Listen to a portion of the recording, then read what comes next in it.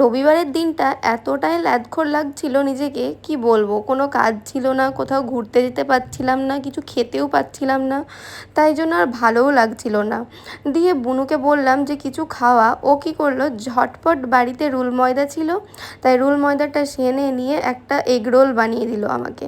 তো এগ রোলটা দারুণ ছিল, আর কিভাবে বানিয়েছি চলো তোমাদের সঙ্গে শেয়ার করি। প্রথমে তো বুনু রুল ময়দাটা একটু সেনে নিয়েছিল, তারপর ভালোভাবে রুটির মতো করে মা ফুলিয়ে নিয়েছিল, সেঁকে নিয়েছিল।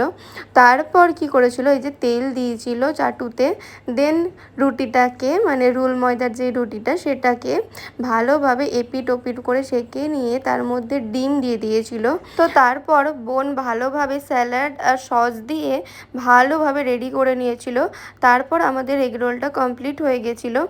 আর বোন মানে এগরোলটা যখন মানে এভাবে রোল করছিল তখন বলছে যে দেখবি মানে দোকানের মতো করে দেবো। আমি বললাম হ্যাঁ কীভাবে? ও কী করলো, ও গিয়ে 2-3টে পেপার নিয়ে এলো, আর পেপার দিয়ে মুড়ে দিল, দিয়ে বললো দেখ পুরো দোকানের মতো করে দিলাম। তো যাই হোক, খেতে কিন্তু দারুণ হয়েছিল, মানে বাড়িতে যেভাবে হয় সেভাবেই মানে বানানোর চেষ্টা করেছি, দোকানের মতো তো করতে পারবো না। তো যতটাই মানে হয়েছিল বেশ ভালোই হয়েছিল খেতে।